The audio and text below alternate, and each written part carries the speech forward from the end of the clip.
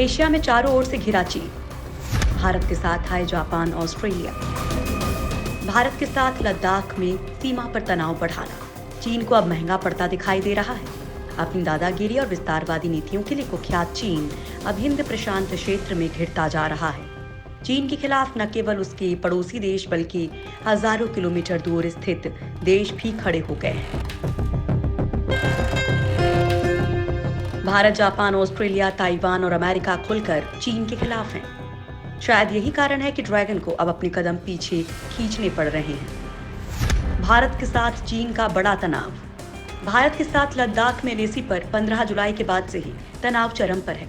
गलवान घाटी में चीनी सैनिकों के साथ हुई झड़प और ड्रैगन के विश्वासघाती रवैये को देखते हुए भारत कोई रिस्क नहीं लेना चाहता। इस कारण न केवल सीमा पर जवानों की तैनाती बढ़ा दी गई है, बल्कि हिंद महासागर में भारतीय नौसेना ने पेट्रोलिंग तेज की है। चीन के जल, थल और नभ में किए गए किसी भी हिमाकत का जवाब देने के लिए भारतीय सशस्त्र बल पूरी तरह से तैयार है। चीन गलवान और गोगरा हॉट स्प्रिंग इलाके से फौज हटाने के लिए तो तैयार है, लेकिन पैंगोंग त्सो झील इलाके में उसके इरादे अब भी नेक नहीं है। पैंगोंग झील इलाके को लेकर जो टकराव है उस पर अभी स्थिति साफ होती नहीं दिख रही है। यहाँ पर चीनी सैनिकों ने बड़ी संख्या में बंकर बना लिए हैं और इस इलाके की किलेबंदी कर दी है। उसके सैनिकों ने फिंगर फोर्ट से 8 तक अपना कब्जा जमाने के बाद यहाँ सबसे ऊंची चोटी पर भी अपना कब्जा जमाया हुआ है।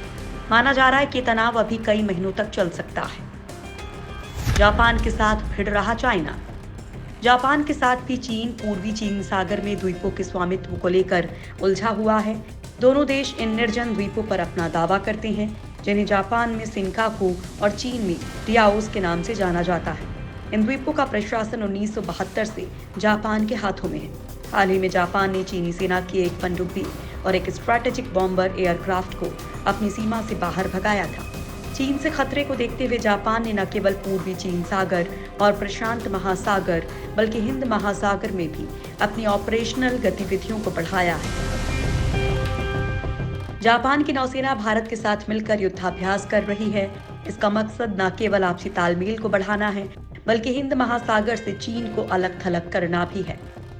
वहीं इसमें भारत और जापान का अमेरिका खुलकर साथ दे रहा है। चीन के खिलाफ ऑस्ट्रेलिया ने खोला मोर्चा। चीन और ऑस्ट्रेलिया के बीच जारी विवाद अब और गहराता दिखाई दे रहा है। चीनी सरकार की ओर से लगातार किए जा रहे आर्थिक घेराबंदी और साइबर हमलों से परेशान ऑस्ट्रेलिया ने इंडो पैसिफिक क्षेत्र में अपनी सेना को और मजबूत करने का फैसला किया है। ऑस्ट्रेलिया के प्रधानमंत्री स्कॉट मॉरिसन ने सेना के लिए नए हथियारों के खरीद की भी घोषणा की है। इसके अलावा एशिया प्रशांत क्षेत्र में ऑस्ट्रेलिया कई महत्वपूर्ण क्षेत्र में अपनी सेना की तैनाती बढ़ाएगा। पीएम मॉरिसन ने घोषणा करते हुए कहा कि ऑस्ट्रेलिया अपने सुपर हॉर्नेट फाइटर जेट्स के बेड़े को मजबूत करने के लिए लंबी दूरी के एंटीशिप मिसाइल्स की खरीद सहित देश की रक्षा रणनीति में बदलाव करेगा। ऑस्ट्रेलिया ने ऐसा कदम मित्र देशों, सहयोगियों और मुख्य भूमि की रक्षा के लिए उठाया है। ऑस्ट्रेलिया जमीन से लॉन्च की जाने वाली long range surface to surface missile और सरफेस टू एयर मिसाइल की खरीद के बारे में भी विचार कर रहा है। इसके अलावा हाइपरसोनिक मिसाइलों की खरीद को लेकर भी अमेरिका से बात करने की तैयारी है। एशिया में सेना तैनात करेगा अमेरिका। चीन के खिलाफ अमेरिका एशिया में अपनी फौज को बढ़ाने की तैयारी कर रहा है। चीन के आक्रामक रवैये की आलोचना करते हुए यूएस ने कहा कि हम भारत और अपने मित्र देशों को चीन के खतरे के मद्देनजर अपने सैनिकों की तैनाती की समीक्षा कर रहे हैं। चीन को सीधे तौर पर चेतावनी देते हुए अमेरिका ने कहा है कि जरूरत पड़ी तो अमेरिकी सेना चीन की पीपल्स लिबरेशन आर्मी से मुकाबला करने को तैयार है। अमेरिका के पास दुनिया की सबसे आधुनिक सेना और हथियार हैं। दुनिया भर के देशों की सैन्य ताकत का आकलन करने वाली ग्लोबल फायर पावर इंडेक्स के अनुसार 137 देशों की सूची में आर्मी, नेवी और एयरफोर्स के मामले में अमेरिका दुनिया के बाकी देशों से बहुत आगे है। अमेरिकी रक्षा मंत्रालय के अनुसार अमेरिका के दुनिया में 800 सैन्य ठिकाने हैं। इनमें 100 से ज्यादा खाड़ी देशों में हैं, जहां 60 से 70 हजार जवान तैनात हैं। एशिया में किन किन देशों को चीन से खतरा? एशिया में चीन की विस्तारवादी नीतियों से भारत को सबसे ज्यादा खतरा है। इसका प्रत्यक्ष उदाहरण लद्दाख में चीनी फौज के जमावड़े से मिल रहा है।